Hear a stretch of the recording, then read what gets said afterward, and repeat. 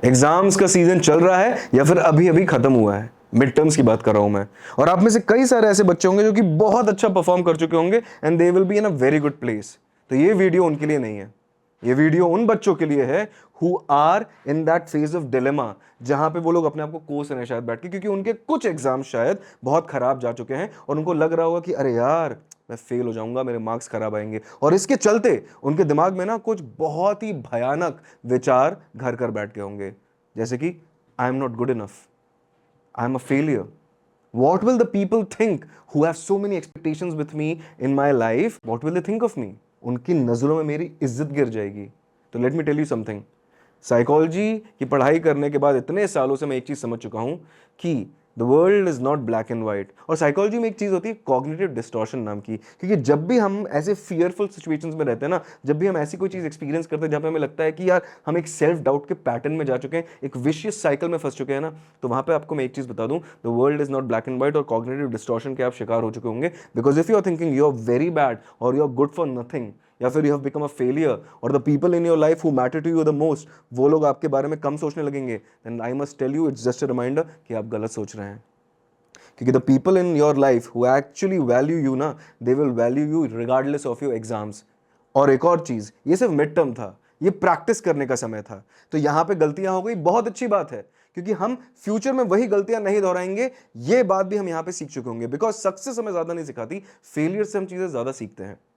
तो मेरे प्यारे बच्चों, देवियों और सज्जनों, अगर आप ऐसे ही सेल्फ डाउट्स के पैटर्न में है ना, तो अपने आप को कोसना बंद करिए। चलिए थोड़ा बहुत कोस लीजिए, उसकी भी जगह होनी जरूरी है लाइफ में, बट ऐसे कोसो कि 1 घंटा मैं पूरा रो लूंगा कि भाई मेरे साथ क्या हुआ, क्यों हुआ और मैंने क्या नहीं किया, वगैरह वगैरह वगैरह। पर उस 1 घंटे के बाद ना you have to bring a mind shift. और माइंड शिफ्ट कैसे लाएं?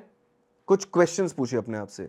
Ask yourself, why was I not prepared for these examinations, या कोई पर्टिकुलर एग्जामिनेशन। और इसका आंसर बहुत ही ज्यादा क्रिटिकल होना चाहिए। क्रिटिकल का मतलब है it should be thoughtful, it should not be led in with emotions. सिर्फ इमोशनली परेशान है इसलिए मत लिख देना, आप थॉटफुली एकदम क्रिस्प आंसर लिखिएगा। कैसे हो सकते हैं?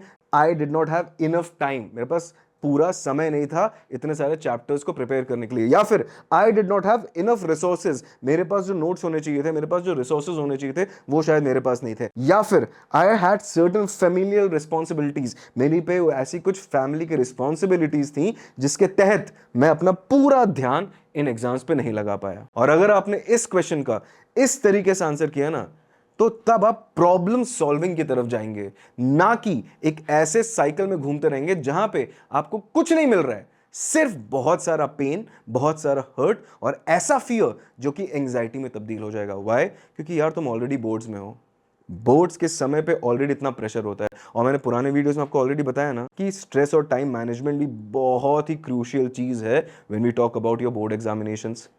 तो ये बात याद रखिए, मिड टर्म्स एक प्रैक्टिस सेशन था आपका, नेट प्रैक्टिस कर रहे थे आप यहां पे, और यहां पे जो भी गलतियां करी हैं, take cognizance of those mistakes, मतलब उन गलतियों से आप सीखिए, समझिए कि क्या गलतियां हुई। और इस क्वेश्चन का why was I not prepared for these examinations, इस क्वेश्चन का बहुत ही क्रिस्प और क्रिटिकल आंसर लिखिए। एक ऐसा आंसर जिसमें आप अपनी फीलिंग्स को तो दर्शा रहे हैं, कोई बात नहीं दर्शाइए, बट उसके अंदर लॉजिक और रैशनल को डिस्काउंट नहीं करेंगे आप। क्यों? क्योंकि as a student of this education system मुझे भी ये सारे फीलिंग्स हुए थे, यही सारे फियर्स और यही सारी एंजाइटी मेरी भी लाइफ का पार्ट था एज अ स्टूडेंट, और आज भी है as a part of teacher of all you students. Why? Because this is a shared bond. और ये बॉन्ड को ध्यान में रखते हुए मैं यहाँ पे सिर्फ और सिर्फ ये वीडियो इसलिए बना रहा हूं ताकि आपको थोड़ी सी हिम्मत बंधा सकूं और एक लॉजिकल, एक रैशनल तरीका दे सकूं इस फियर से, इस एंजाइटी से डील करने का। और यहाँ पे साइंस का थोड़ा और तड़का मारते हैं और जानते हैं कि इसके कुछ फिजिकल साइंस होते हैं, कुछ मेंटल साइंस होते हैं और कुछ इमोशनल साइंस होते हैं। फिजिकल साइंस जैसे हेडेक होने लगता है, स्लीप पैटर्न्स डिस्टर्ब हो जाते हैं, खाने में ऊपर नीचे हो जाता है, बिंज ईटिंग करने लगते हैं, या फिर एपेटाइट पूरी तरीके से मर जाता है। इमोशनल या मेंटल साइंस कौन कौन से आपको देखने को मिलेंगे? यहाँ पे कंसंट्रेशन में आपका फर्क पड़ेगा, आप किसी भी चीज पे लंबे समय तक कंसंट्रेट नहीं कर पाएंगे, ओवर थिंकिंग के पैटर्न्स में आप चले जाएंगे। और अगर आप इन सारी प्रॉब्लम से ग्रसित है ना, तो प्लीज प्लीज मैं यहां पे सॉल्यूशंस बताने के लिए भी आया हूं।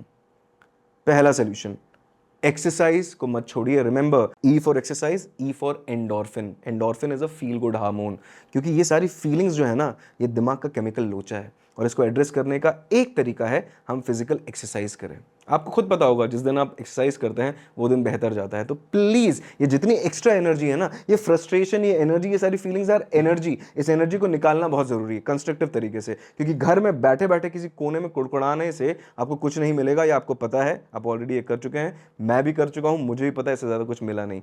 करना चाहिए पर एक टाइम बाउंड तरीके से करना चाहिए। So focus your energy into something that is constructive.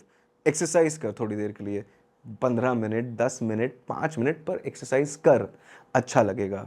दूसरी चीज, अगर इतने सारे ओवर थिंकिंग के पैटर्न्स में तुम ऑलरेडी यहां पे एंटर कर चुके हो ना, तो जर्नल कर। जर्नल का मतलब होता है किसी भी डायरी में अपनी पसंद की लैंग्वेज में लिखना शुरू कर। चलो, अगर ये रैशनल पसंद नहीं है ना, तो जर्नलिंग को इस तरीके से सोच लो कि यार मैं लैंग्वेज में राइटिंग सेक्शन की प्रैक्टिस कर रहा हूं, इसी बहाने तुम्हारी प्रैक्टिस भी हो जाएगी।